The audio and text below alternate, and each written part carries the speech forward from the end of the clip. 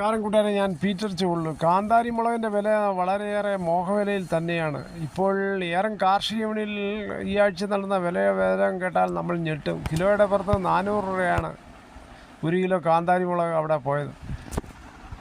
വളരെ ചെറുതും എരിവുള്ളതുമായ ഒരു മുളകായ കാന്താരി മുളക് കടയിൽ നിന്ന് വാങ്ങിക്കുമ്പോൾ ഇച്ചിരി വില കൂടും.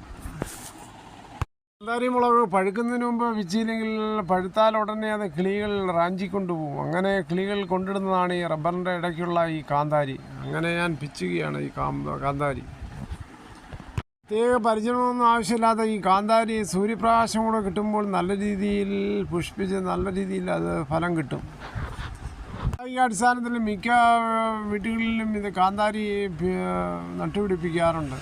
പിച്ചിയാൽ ഒരുപാട് തന്നെ വേണം 1 കിലോയ്ക്ക്.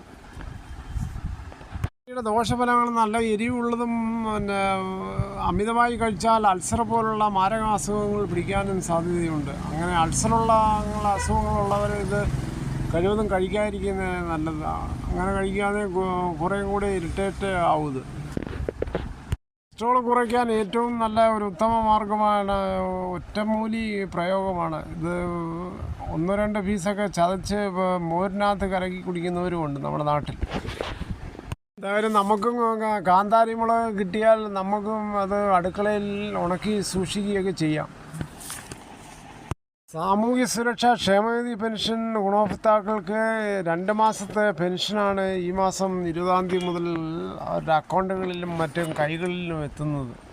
അതായത് മുൻ കുടിശ്ശിക 1600, ഇപ്പോഴത്തെ പുതുക്കി നിശ്ചയിച്ച 2000 രൂപ ക്ഷേമ പെൻഷൻ ഉൾപ്പെടെയാണ് 3600 രൂപ ഓരോ അക്കൗണ്ടുകളിൽ എത്തുന്നത്. ഇതോടുകൂടി ഈ കുടിശ്ശികയുടെ തീരുകയാണ്. ഇനി മാസാമാസങ്ങളിൽ 2000 രൂപ ഓരോ അക്കൗണ്ടുകളിലും കുറേ പേർ കൈകളിലും എത്തും. ഇതിനായി ധനവകുപ്പ് 1864 കോടി രൂപയാണ് ഒക്ടോബർ 31-ന് ധനവകുപ്പ് അനുവദിച്ചിരിക്കുന്നത്. 1 മാസത്തെ ക്ഷേമ പെൻഷൻ നൽകാൻ വേണ്ടാത്ത 900 കോടി രൂപയാണ് വേണ്ടിയിരുന്നത്.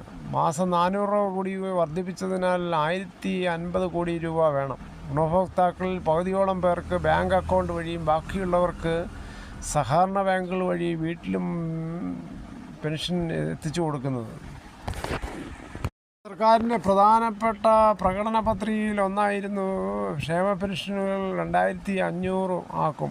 അതിനോട് മുന്നോടിയാണ് ഇപ്പോൾ 2000 രൂപ കൊടുക്കുന്നത്. ഇങ്ങനെ ക്ഷേമ പെൻഷനുകൾ കൈ കിട്ടുമ്പോൾ കിട്ടുന്നവർക്ക് ആരെയും ആശ്രയിക്കാതെ മരുന്ന് വാങ്ങിക്കാനോ മറ്റും കാര്യങ്ങൾ നടത്താൻ അവർക്ക് നല്ല സന്തോഷമായി ജീവിക്കുകയും ചെയ്യാം. ഇതെല്ലാം ജനങ്ങളുടെ നികുതി പൈസയിൽ നിന്നും മറ്റ് വരുമാന സ്രോതസ്സുകളിലാണ് എടുത്തു കൊടുക്കുന്നത്. ഇങ്ങനെ കൊടുക്കുന്നതിൽ ജനങ്ങൾക്ക് വളരെയധികം സന്തോഷമുണ്ട്. ഡിസംബർ 9-നും ഡിസംബർ 11-നുമാണ് ഇലക്ഷൻ. തിരുവനന്തപുരം മുതൽ എറണാകുളം വരെയും എറണാകുളത്തിന് അപ്പുറം അതിനുശേഷം കാസർഗോഡ് വരെയുമാണ് 11-ാം തീയതി നടക്കുന്നത് ഇലക്ഷൻ.